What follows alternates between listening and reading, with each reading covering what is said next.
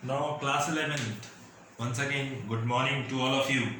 So, today I will discuss regarding the chapter number 3rd because the chapter number 3rd is meaning and objectives of accounting. ठीक है? So, summarizing and classifying. Classifying. Today the topic is classifying. ठीक है, classifying क्या है? ठीक, after recording the transaction in journal और subsidiary books the transactions are classified classification is the process of grouping and transaction in one nature at one place in separate account. The book in which various accounts are opened is called ledger. Separate accounts are opened in the ledger in the name of each person, whether customer or supplier. Likewise, separate accounts are opened for purchases, sales, assets. Similarly, all expenses and income which are already recorded in journal are again classified under the separate head in the ledger, such as wages account, salary account, advertisement account, commission account. अब classifying, ठीक है, classifying करने का मतलब है कि जो हम ट्रांजेक्शन करेंगे, सपोज परचेज से रिलेटेड ट्रांजेक्शन, सेल से रिलेटेड ट्रांजेक्शन, ठीक है, एडवर्टाइजमेंट से रिलेटेड ट्रांजेक्शन, ठीक है, और वेजेस से रिलेटेड ट्रांजेक्शन एटसेट्रा, जितने भी ट्रांजेक्शन हम बिजनेस के लिए करेंगे उस केस में हम सारी परचेज का अकाउंट अलग खोलेंगे, ओपन करेंगे, सेल्स का अकाउंट अलग ओपन करेंगे, एडवर्टाइजमेंट का अलग, एक्सपेंसेस का अलग और वेजेस का अलग। जितने भी एक्सपेंस हैं, जितने भी परचेज हैं, सेल है, इनकम है, सबका एक सेपरेट अकाउंट होगा। सबसे पहली चीज क्लासिफाइंग और समराइजिंग। क्लासिफाइंग का मतलब है हर एक अकाउंट का हम लेजर, यानी सबसे पहली चीज आपको बता दें, सबसे पहला होना चाहिए ट्रांजैक्शन। क्या किया आपने? ट्रांजैक्शन का मतलब है कि purchase, suppose purchase a goods, तो हमने क्या परचेज किया? गुड्स परचेज किया।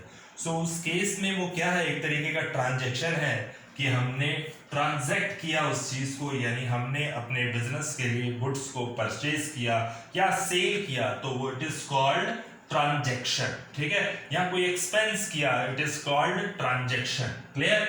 सो transaction means transact the entries, ठीक है, जैसे परचेज से रिलेटेड, सेल से रिलेटेड, एडवर्टाइजमेंट रिलेटेड, सैलरी से रिलेटेड जितनी भी चीजें हैं वो क्या है? ट्रांजैक्शन है बिजनेस के पॉइंट ऑफ व्यू से। ठीक है, सो सबसे पहली चीज हम ये बता दें, क्लासिफाइंग के लिए सबसे क्या इंपॉर्टेंट है, और summarising word, both are same thing. दोनों के लिए हम क्या वर्ड यूज कर रहे हैं? देखो, सबसे पहली चीज हम ट्रांजैक्शन लाएंगे, ठीक है, ट्रांजैक्शन के बाद, ट्रांजैक्शन क्या?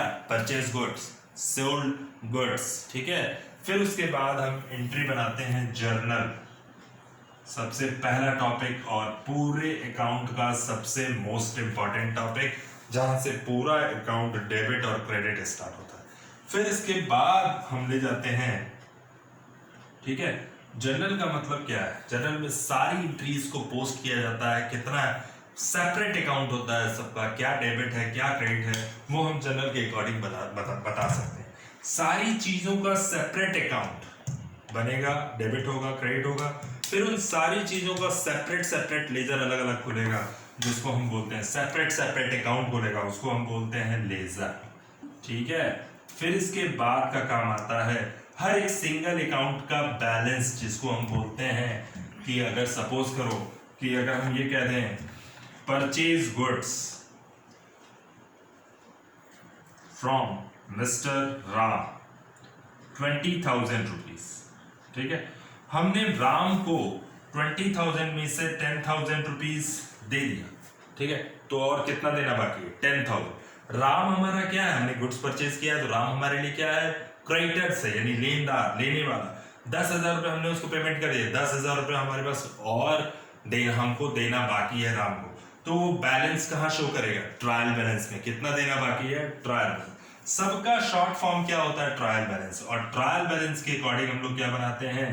प्रॉफिट लॉस, लास्ट टॉपिक है आपका ये ट्रेडिंग एंड प्रॉफिट लॉस, और इसी का पार्ट है बैलेंस शीट। इसको हम बोलते हैं फाइनेंशियल स्टेटमेंट, ठीक है ना। सो ये चार चीज आपके लिए बहुत इंपॉर्टेंट है, ठीक है। और suppose one more important thing, purchase book and cell book. साल भर में हम जो भी परचेज सेल क्रेडिट करते हैं, क्रेडिट का मतलब उधार, अगर जो भी परचेज और सेल उधार में करते हैं तो हम सारा ट्रांजैक्शन कहां ले जाएंगे, परचेज और सेल्स बुक में। इसी को हम क्या बोल रहे हैं, ट्रांजैक्शन, ठीक है। नेक्स्ट टॉपिक है आपका समराइजिंग, सेम थिंग है। Summarising is the art of presenting the classified the data in the manner which is understandable and useful to the management and other sources of such data. This involves the balancing of ledger account। हमने बताया अभी आपको कि सारी entries पहले general में post कर देना, उसके बाद सारी एंट्रीज को कहाँ ट्रांसफर करोगे, ऑटोमेटिकली ट्रांसफर हो जाती है, लेजर अकाउंट क्रिएट करेंगे। So how to create journal, how to create ledger, I will discuss next topic. Journal, ledger, then you create trial balance, then you create financial statement, जिसे हम trading profit loss BS कह रहे हैं, और इसका short form है financial statement, और हम इसको ट्रेडिंग प्रॉफिट लॉस और बीएस के नाम से जानते हैं, ठीक है। So now the next thing, this involve the balancing of ledger account and the preparation of trial balance, यानी लेजर के थ्रू ही हम क्या क्रिएट करते हैं, ट्रायल बैलेंस, ठीक है। Next thing, trial balance which is included trading and profit and loss account, यानी ये आपका पार्ट जो है ये trading and profit and loss, ठीक है, फाइनेंशियल स्टेटमेंट भी बोलते हैं इसको। और इसके अकॉर्डिंग हम चीजों को कहां ट्रांसफर करेंगे, ट्रेडिंग प्रॉफिट एंड लॉस में ट्रांसफर करेंगे और बैलेंस शीट में, ठीक है। वो हमको बताता है कि एक्चुअल हमारी कंपनी प्रॉफिट हो रही है कि लॉस हो रही है। सबसे इंपॉर्टेंट पार्ट जनरल, फिर उसके बाद लेजर, फिर ट्रायल बैलेंस, फिर क्या है, financial statement. Now the next important thing, trading account is prepared for calculating gross profit और gross loss during the year, यानी हमने जो सेल किया, जो परचेज किया, सपोज करो हमने परचेज किया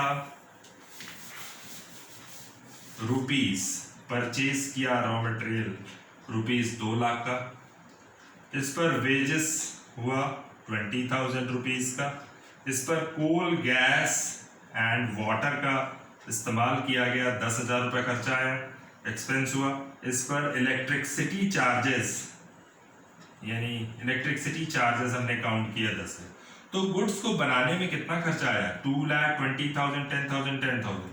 सो टोटल गुड्स को बनाने में 2,40,000 का एक्सपेंस आया, ठीक है। यानी टोटल गुड्स को हमने फिनिश गुड्स में कन्वर्ट करेंगे जब हम, तो बेचेंगे कितने, कॉस्ट आ रही है 2,40,000, लेकिन हम उसको बेचेंगे 3 लाख रुपीज में, सोल्ड करेंगे 3 लाख रुपीज में, तो हमारा कितना ग्रॉस प्रॉफिट, परचेज और सेल से रिलेटेड जो भी एक्सपेंसेस होगा वो वहां पे ग्रॉस प्रॉफिट और ग्रॉस लॉस होगा, इसके बाद का काम आता है प्रॉफिट लॉस, ठीक है ना।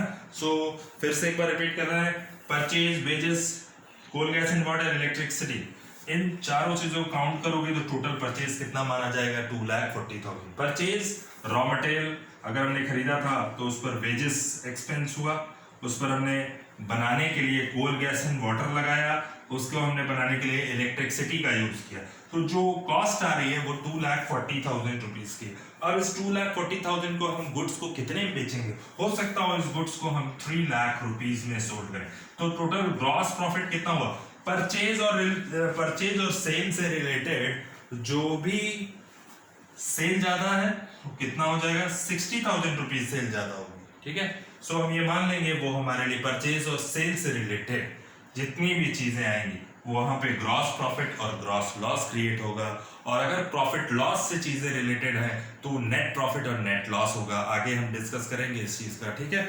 Now the next thing, accounting cycle books of original entry, ठीक है। So books of original entry में हमको क्या क्या पढ़ना है, कैश बुक है जो कैश से रिलेटेड ट्रांजैक्शन आता है। अभी हमने परचेज बुक का भी डिस्कशन किया था। एक होती है कैश बुक, सारे ट्रांजैक्शन, सारे कैश से रिलेटेड ट्रांजैक्शन कैश बुक में, कोई भी क्रेडिट ट्रांजैक्शन, कोई भी उधार ट्रांजैक्शन नहीं जाएगा। Now the next thing, purchase book, purchase से सारे related transaction, credit transaction total जाएंगे परचेज बुक में। सेल्स से related credit transaction sales book में, ठीक है। Now the next purchase return book, अगर कोई गुड्स हमने परचेज किया है वो डैमेज है, वापस करना चाह रहे हैं तो उसके लिए अलग से बुक बनाई जाती है परचेज रिटर्न बुक। अगर कोई गुड्स हमने सोल्ड किया है, कोई पार्टी अगर हमको गुड्स वापस करना चाहिए तो उसके लिए बनेगा सेल्स रिटर्न बुक, ठीक है। Now the next book bills receivable book, it means debtors, bills payable book, it means creditors, general proper हमने डिस्कस कर लिया है ऑलरेडी, ठीक है। Now the next important topic the above diagram, in page number 3.3 diagram has given in the book, ठीक है। the above diagram shows the accounting cycle. this accounting cycle start with the recording of business transaction. हमने बताया ना, सबसे पहली चीज transaction बनाएंगे। क्या ट्रांजेक्शन है? परचेज है, सेल है, कैश है, जो भी, ठीक है, उसको हम क्या बोलेंगे? ट्रांजेक्शन। फिर उसके बाद क्या कह रहा है कि and then journal, then ledger, and then trial balance, then statement of profit loss, it means trading and profit and loss account, ठीक है। so the business transaction in the journal or subsidiary books, ठीक है, and after passing through the ledger and trial balance its result in the preparation of final account. so इसी को हम क्या बोलते हैं? ट्रेडिंग प्रॉफिट लॉस को ही हम बोलते हैं फाइनल अकाउंट। और छोटी छोटी बुक्स उसको हम बोलते हैं जैसे परचेज बुक, सेल्स बुक और परचेज रिटर्न बुक या कैश बुक, ये सारी चीजें क्या होती है? सब्सिडरी बुक्स, ठीक है। So now the next thing, trading in profit, this accounting cycle is generally completed in an accounting year and it's again repeated in each subsequent year. एक साल के लिए हमने जो भी ट्रांजेक्शन किया है, लास्ट पार्ट होता है trading and profit and loss account, और हर साल हर फाइनेंशियल ईयर में ये हमको बनाना है, हर साल की बैलेंस शीट क्रिएट करनी है, ठीक है। Now the next important point, interpretation of the result.